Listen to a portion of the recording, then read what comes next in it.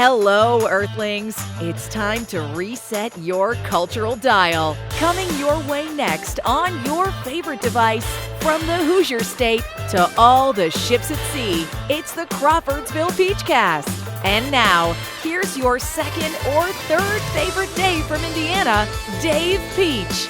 Warning, other people named Dave may also appear. Untoasted Season 4. I'm Dave Peach. And I'm Dave Meyer. Dave, excited. Can't believe Season 4. We're at 4 seasons worth. Number 63. Movie number 63. Okay, substantial. We go back to 2003. And we go to the cooler. We go dark, Dave. We go Vegas, but we're not on the Strip, okay? It's a little grittier, little portrayal. This is, but well done. Some Oscar nominations came out of this movie, and probably not a lot of people saw it. So it's something to talk about. As I remember it, what was the budget? Did you look up the budget figures? Figures? I believe, Dave, it was made for $4 million. It made 10. Okay. And, you know, when I watch this movie, The Cooler from 2003, yes. I kind of get a talk radio vibe. Oh, yeah. Yes. It's in that zone of dark. I don't know how many Alec Baldwin movies we've had, but Alec Baldwin is in this movie. And he was in talk radio, and he was in they're having a baby, or she's having my baby. Right, she's having a baby. She's having a baby. And I think one more, but I cannot remember right off the top of the head.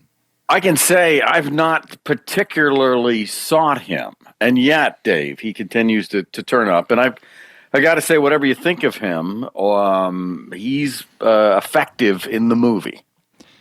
We've got William H. Macy, who actually changed his name to not be the same as the guy in Maude, Bill Macy.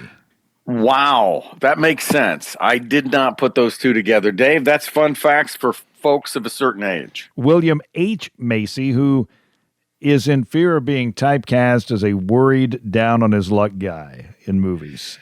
Well, he certainly has a face that has that kind of disturbed apple pie thing, going.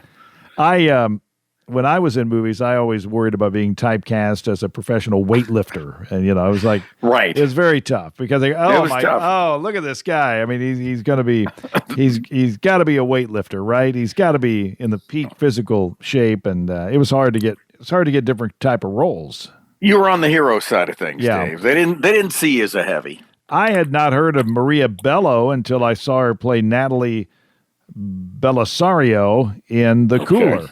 Yes, she an incredible actor.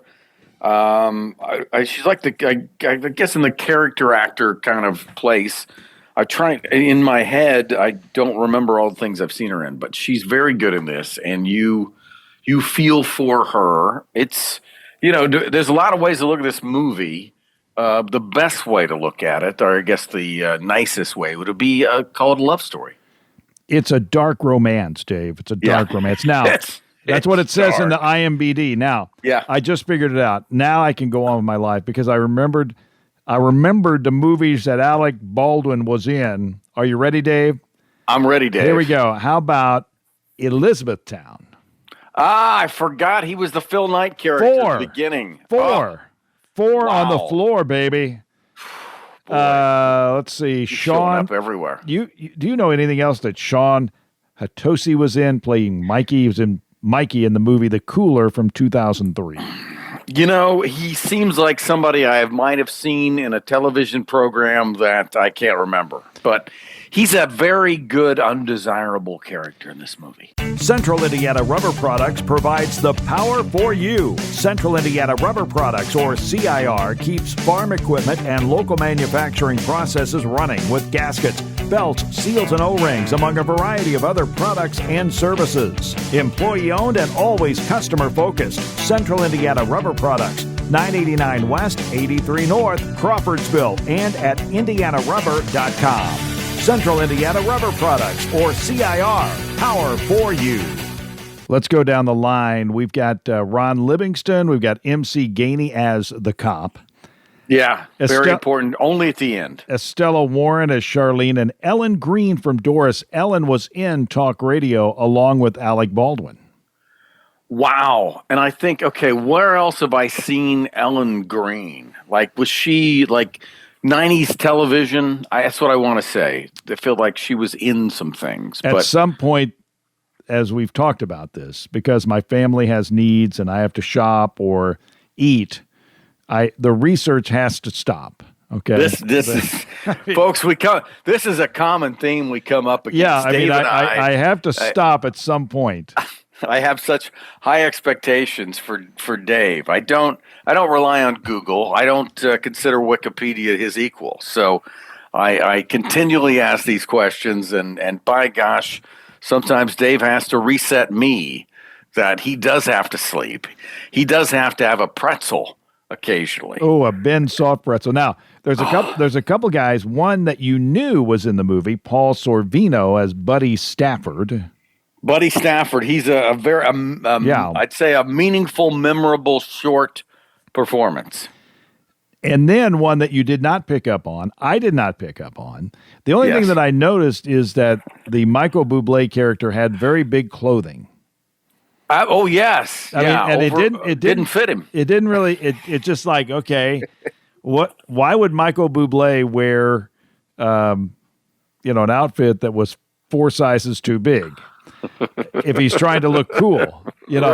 Every time I see a guy on TV, their jacket looks about 2 sizes too small, and they got it buttoned. Right. And they got it buttoned somehow. So, but this was 2003, so I'm thinking, well, maybe you go with a little larger size.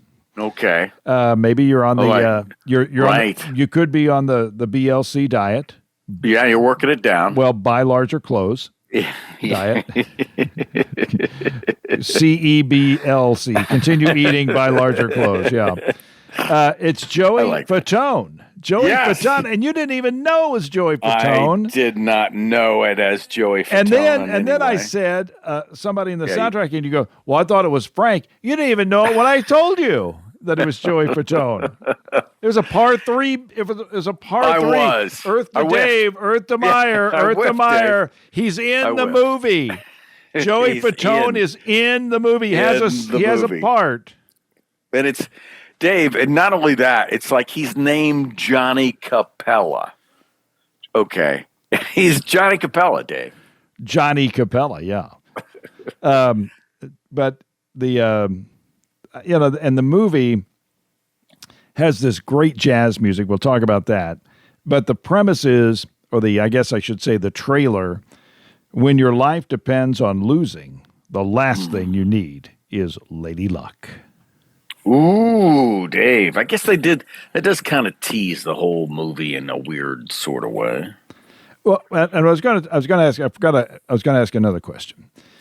Okay. When you make a movie like talk radio, when you make a movie like The Cooler, what kind of reception are you expecting?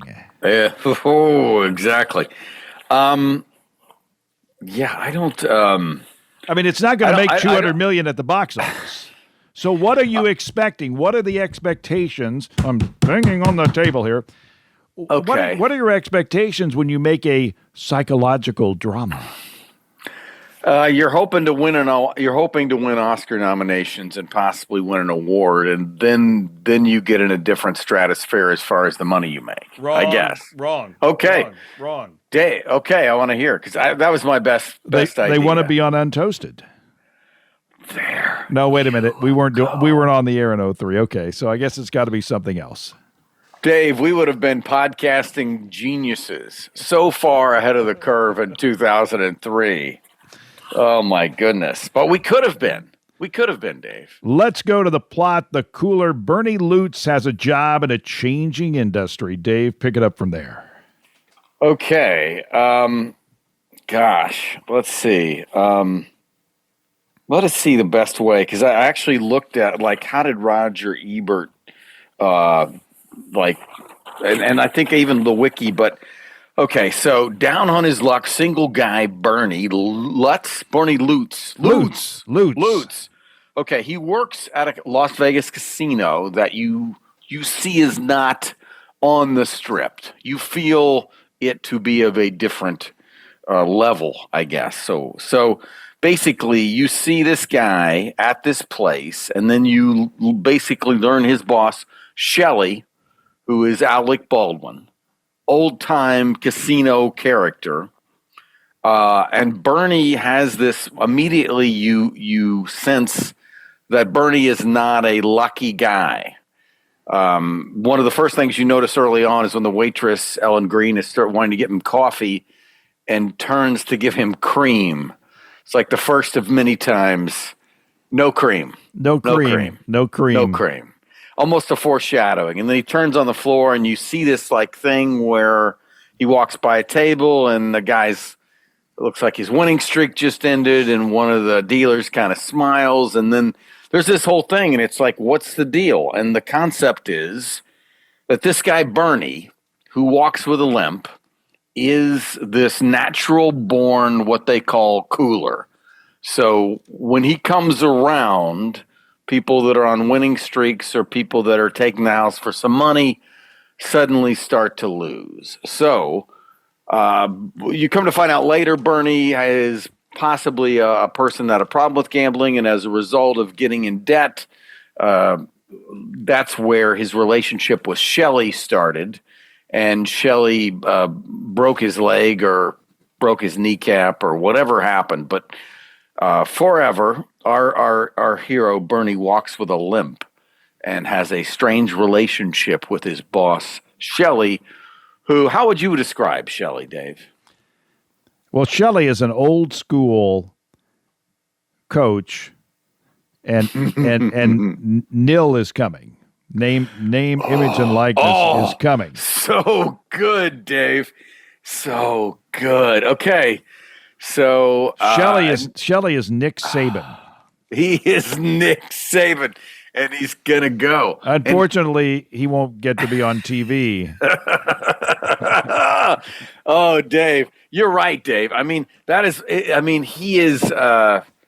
Let's just say he's true to his code, I guess. The code of old kind of Vegas, or the way this level of Vegas is. He's true to that culture and kind of that I don't know, whatever mores and folkways he has. But there are some very violent scenes where you can tell that Shelley doesn't have a lot of issues with harm. In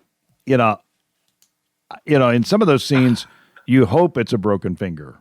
Yeah, you do. Oh, my God. Oh, yes, Dave. Especially, I don't want to jump ahead too far, but toward the end, when he is, let's say, handling his younger colleague that he has some disrespect for based on the different approaches they have to, I guess, running a casino.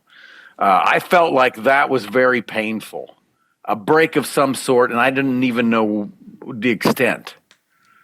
It was hand, arm. What did you think, Dave? I'm thinking like thumb. Okay. See, I don't however many times you send the surgeon in, Dave, on that thumb. I don't think you're never gonna be without the arm. At the very least. We're talking Danny on Gaius 1981 here. Oh, Dave. I mean, if you have seen I watched the grainy 1981 video, and I didn't really pick up on it. And Sam Posey or whoever, Jackie Stewart, obviously a broken leg.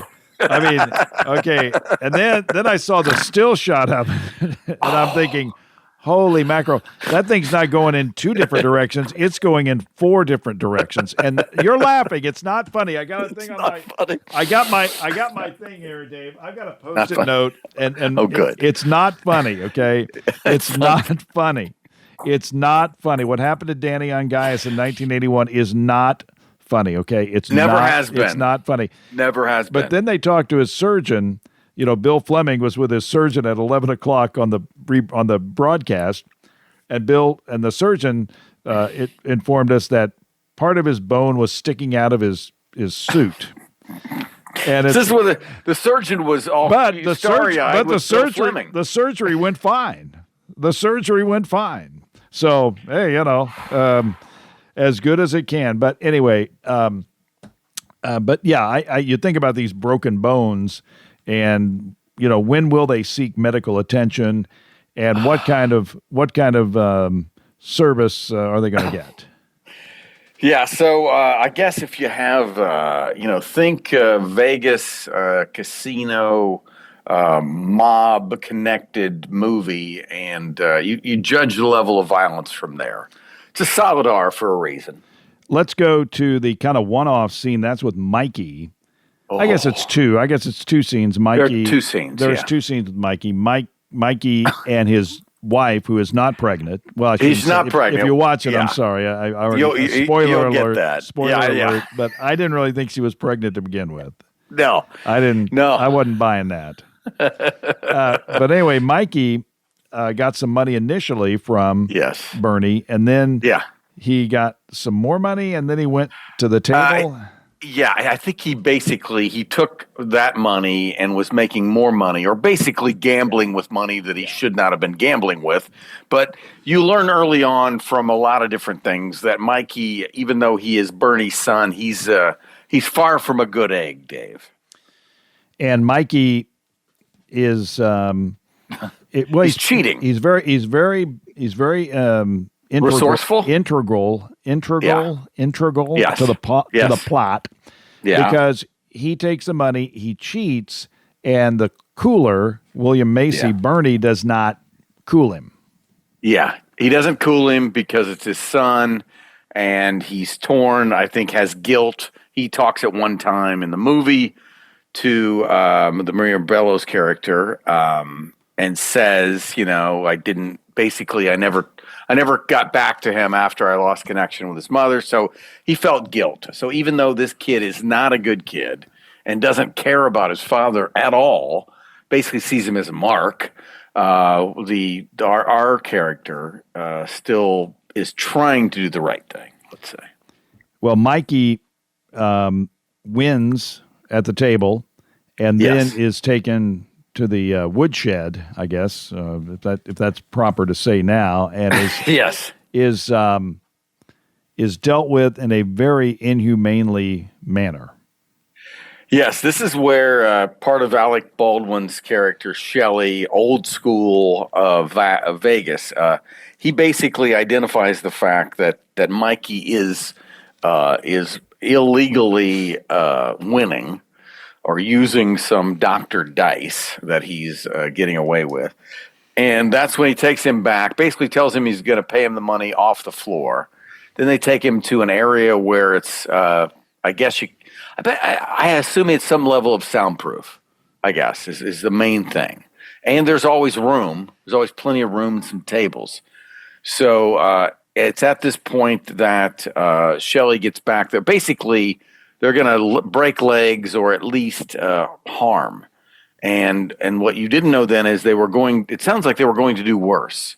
So, but that's where we find out that she's not really pregnant. And you don't even really see some of the stuff that happened toward the end. But it sounded, again, this was involving like a mallet. Like I would say a mallet. What would you say that was? Yeah, I would say kind of like it's got the round side and the solid side. Yeah, I don't know which side they were hitting with. Something you would use in a demolition type activity. I'm not sure which side would be better. But painful if hit with. So that's part of it. That's why if I ever go to Vegas, I'm going to lose. Yeah, no problem. Yeah, I lost again. I lost again. I lost again. I'm enjoying my time. I'm sorry. My experience. Now let's talk a little bit about Natalie, because she is a big driver in this movie. Mario Bello. Yes, and she falls for the lovable loser. Yeah, you don't. Along the way, she shows up as like a cocktail waitress, and he's nice to her, and then she's nice to him. And then what you don't know is that Shelley is paying her basically to keep keep Bernie from leaving Las Vegas. Okay. Along the way, though, she realizes that Bernie is actually a genuinely not bad human being and a sweet guy who treats her better than other men have. And she falls in love with him, Dave. She falls in love with him in the midst of all this. He's way over his weight class, Dave.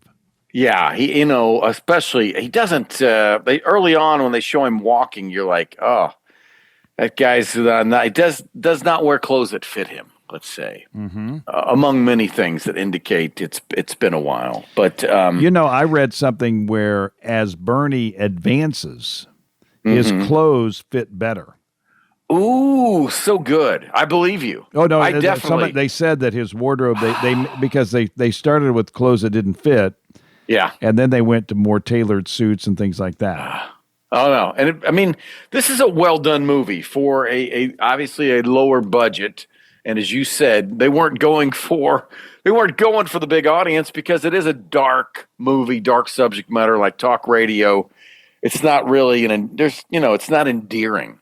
But I will say, if in the end, even with all the grit, it ends on a happy. It's got some Fargo moments in it.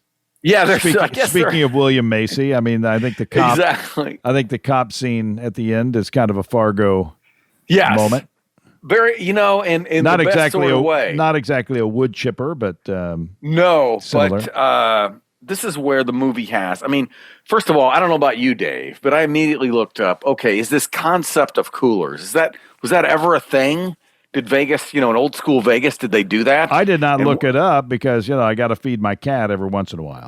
I know, Dave. And these are the kind of things that I'm not going to bring up to you till we're on the podcast. Okay. This is more of an on-air Dave We talk. never rehearsed this show. Let's just say that. Yeah. It's always new. Although we've never been accused, someday we hope to be. So anyway, Dave, as I look this up, I want to tell you, no, this is not a thing. Never been a thing. This was just a great idea for a movie, right? Great idea for a movie. Great idea to wrap this around. And maybe they could have made it more of a commercial movie if they wanted to. I'd say they had to change up a few things. But this idea of a cooler or a person to physically go around on behalf of a casino and cool off the hot patrons. No, Dave, it's a movie. It's never been done. Never been done. It sounds plausible, though. To me, I thought, oh my gosh, yes. Because I feel like there are people that I know, or maybe even you and I both know, Dave, who might, in the right set of circumstances, they could fit. They could be a cooler. Oh, definitely so. And we've all been there. If you've ever played a video game, yeah. When let's say you're on a streak on Bop It. Yeah. Okay. If somebody comes in and says, "Hey, where are the onions?" Your Bop It is over. It's over. There's no way. If somebody walks in and looks at you, you would be done with Bop It. And if you're on a video game and you're going, "Wow," and the moment you think I'm doing good is when it's over. It's over. And, you almost have to get to a milestone. Once you get, I want to get 10,000. Once you get to 10,000, you go, well, why don't I just quit now? But I could see a cooler being a thing. I could see it. Dave, I was buying into the notion. It felt like, also this idea that it's a part of this old school part of Vegas. Yeah. But without giving up anything, I would say, yes, the part of the happy ending is instructed, motivated by a very, very Coen Brothers-esque move. Well, I'm there, and you think about a no-hitter. What if a guy every half inning went up to the guy and goes, "Hey, are you getting nervous about this no-hitter? I mean, what do you think? I mean, you're in the fifth inning. And this is a perfect game. You got a perfect game. I mean, you got 15 outs in a row. Now you're going out. What do you think about 16? What do you think about out number 16 coming up? And if you could cool the guy off, I think you could do it. I mean, I'm going to say I think there could be a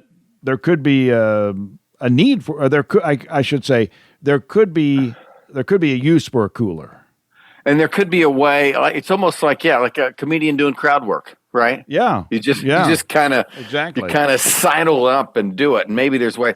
Now, I will say that. Okay, did you look up? I'm guessing answer's no. But did you look up, hey, where did they shoot this, Dave? I did. I do know, but I'll let you say. Okay. No, Reno, which also was Reno, baby. The biggest little, what is it? The biggest little something in the world? Biggest little town in the world? Yeah, biggest little city in the world. Biggest little city in the world, Reno. That's on their thing. You've been to Reno, probably. You know what? This is the irony. I have threatened to go to Reno the last few years as a high school friend of mine works there, and I was going to go see a game that the Nevada Reno, the Wolves, but now they're just known as Nevada. Yeah, Nevada, the Wolfpack. So the Wolfpack. So no, I've not been to Reno. It's on the list. We talked about the talk radio connections, and one I got to say the aerial shots of Vegas with the music Mark Isham with the instrumental music and that what would you call that, like the saloony angel eyes Sinatra kind of. Oh yeah. Well, and another one I thought about is Sade kind of that lilting jazz. You're gonna go see you're going to go see your ex-girlfriend one more time and you're listening to this, and it's like one last chance music. Yeah. No, Sinatra would call it like a saloon song. I would say, it feels like it's in a certain genre of lounge act, like sad, but it's not bad music, right? It's good music, but it's in a very kind of like a minor key place. And also I love the fact you pointed this out to me, but it's like we're not hearing Sinatra, right? We're hearing like these, I guess B or C level kind of people that definitely had record contracts and probably played Vegas. But they're not, it's not the Frank and Dean renditions. It's the down the liners. One of them, Bobby Caldwell, who had a really good yacht rock hit, or really good hit, but it is played on yacht rock radio. What You Won't Do for Love. Oh, classic. What You Won't. He does Luck Be a Lady Tonight. And does a great version of it, I say. Oh, I loved it. I love the soundtrack. Anything else on the movie? I've got an incredible connection to wow people. Actually, a couple of different off the wall things about this movie, but anything you want to add? Not really. I will say this. I'm trying to recall when I first discovered this, if it was a DVD rental kind of thing, but it's interesting because it kind of, what it does do is it plays true to the code. Like you do get some surprises, but really in the end, all the whole premise that they set up, everybody kind of, works their own lane, and it's a pretty good story because it's a unique story. I guess that's part of the appeal of this movie. So I got to say, I did cringe, Dave. I did turn my head. I'm not as tough as I used to be watching movies, but I enjoyed it. I've got a note here. Let's see where you weigh in on this. Vegas is moving into the next phase of its existence, but they will continue to kill pesky people in their pursuit of this meaningful change. Yes. And Dave, one of Shelley's best line that I wrote down, this is not a movie. This is my effing life. because it was too much. He couldn't handle even if it was about money and maybe even accepting a better position. The purity of old Vegas, he was willing to go out on a limb for, let's say. It is the cooler, not the closer.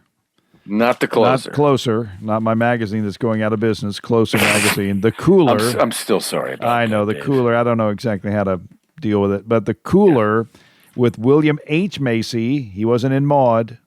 No. Maria Bello, Yes. Alec Baldwin, and others, and Joey Fatone. I'm sorry. I ruined that surprise for everybody who apparently maybe never realized it after having seen the movie. They didn't know that Joey Fatone was in it. No, Joe and Dave, I will give you. I went back and thought, okay, what did Roger Ebert think?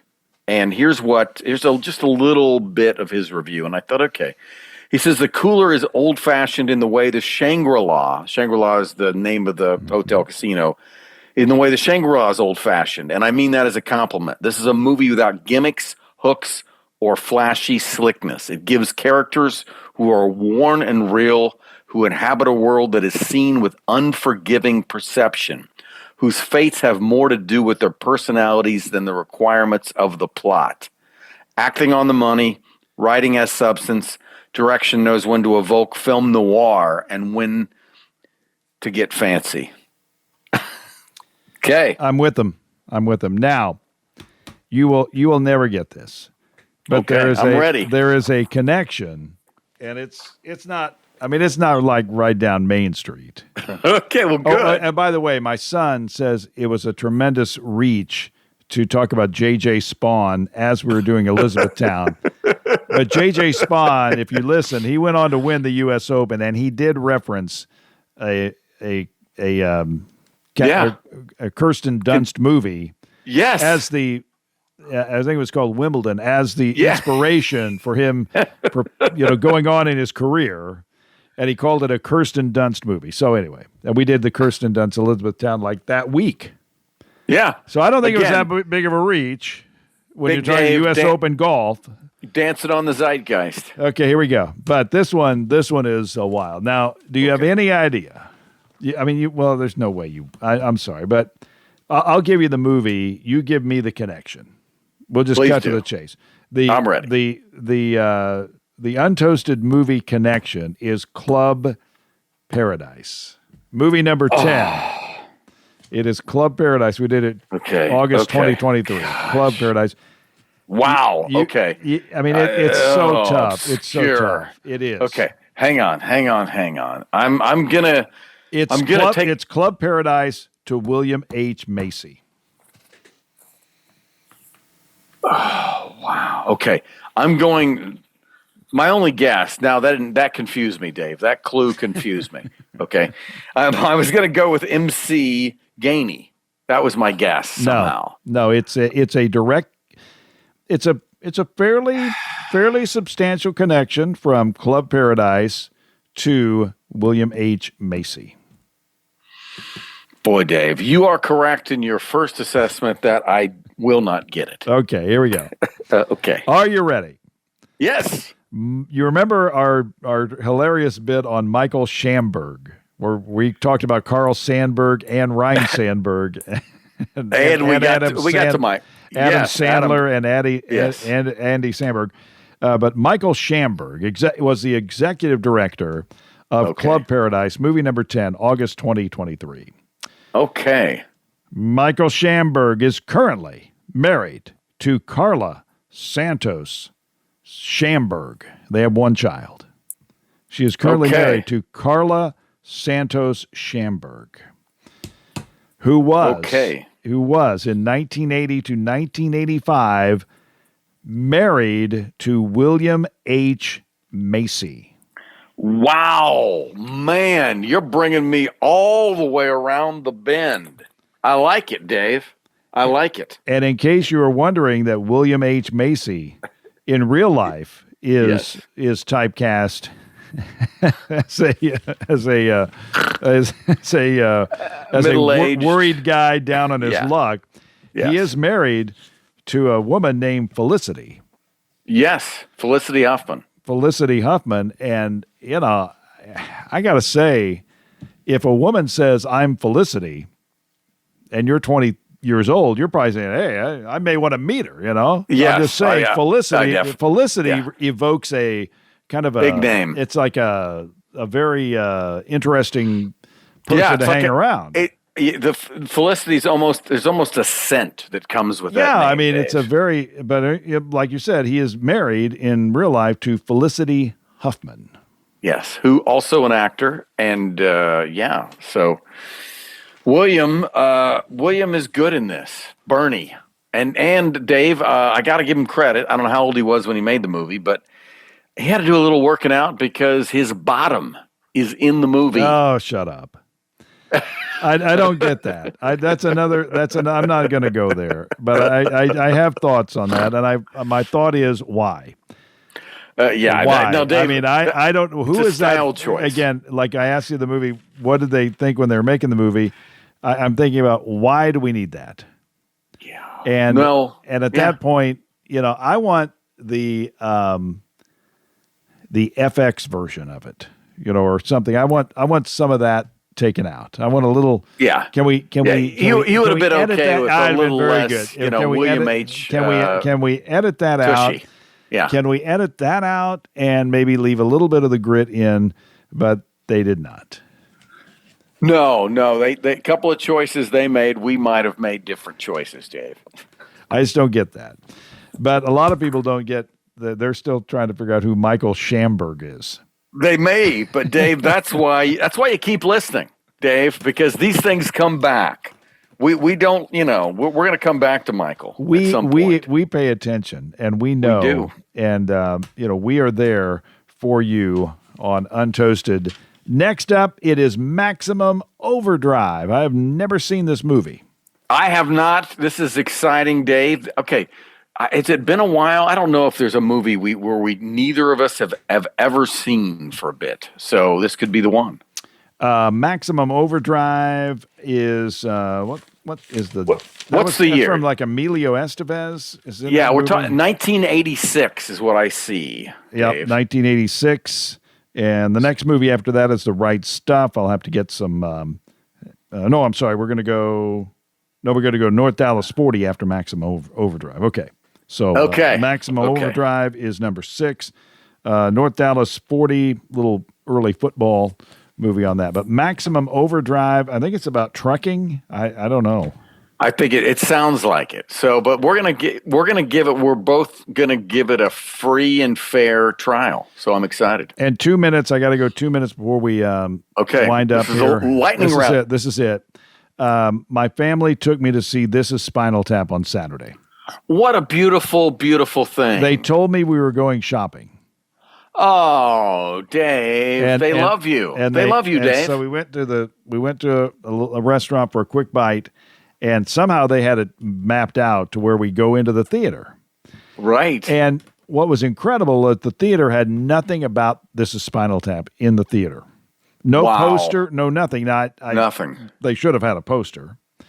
But as we walk into the movie theater, they didn't even have it on the little thing that shows the movie. Wow, so it was like a secret thing almost. And I kind of thought maybe it was the new one because I didn't know if the new one had been released yet. It's going to be released in September, they tell me. Okay. Yes. So I go in there, and then ultimately I'm thinking it's got to be Spinal Tap. And then they have a Spinal Tap trivia contest, and that pretty much sealed the deal. But how did you do? Did you compete? Oh, I loved it. Oh, yeah. Dave, it was pretty good. You saw it on the big screen. That's right. I did. And it was with all the sound. Did you feel like you missed things? I really love the sound, and to see. They asked me, well, how was it? Well, to see Fred Willard and Howard Hessman and Paul Benedict and Paul Schaefer and all the cameos. Yeah, are Billy Crystal, Dana, very young Dana Carvey. Dana Carvey's on. Bruno Kirby. Fran Drescher. It just goes on and on and on, as you know, in this movie. And Ed Begley Jr. is the original Stumpy Pete. Tall, blonde geek with glasses. And, I'm sitting there in my seat just going over every line before they say it. I'm not going to be that person. I'm at the theater, but I am kind of grooving to, some of the music and things like that. And, but it was just so great to see Fred Willard on the big screen, because I don't know if I've ever seen Fred on the big screen. I don't know if I've ever seen Fred, and certainly haven't seen Howard Hessman, or if I have. Oh gosh, yes. Yeah, I mean, and this is Fred with he's like, okay, he's the Army Air Force guy. What is Sergeant Hook Stratton or something like that? This is our monthly at ease weekend. I'm like, I can see those haircuts wouldn't pass military muster. I got to watch it myself. They'll think I'm in the band. Get a little shaggy. Dave. And then it's like, I could go on, but yeah, it's about 30 minutes. That's so good. That is so good. Well, how many people were in the room? Were in the theater? They're about 20. That's about 20 Saturday afternoon. Anyway, so go if you love a movie, go see it. I've seen Godfather. I've seen Godfather 2 on the big screen the last 5 years or 6 years or whatever. It's worth it. It's worth it. Go see it. You'll love it. Dave, next up, Maximum Overdrive. We'll talk then. We're back to the 80s, Dave. I'm excited. It was we were young then, so we'll have a lot to say. We hope you enjoyed The Cooler on Untoasted. For Dave Meyer, I'm Dave Peach. Have a great day. Bye-bye. Thank you for listening to the Crawfordsville Peachcast. If you enjoyed it, follow the podcast and ring the bell, so that way you'll always be up to date with the newest episodes. We'll see you next time.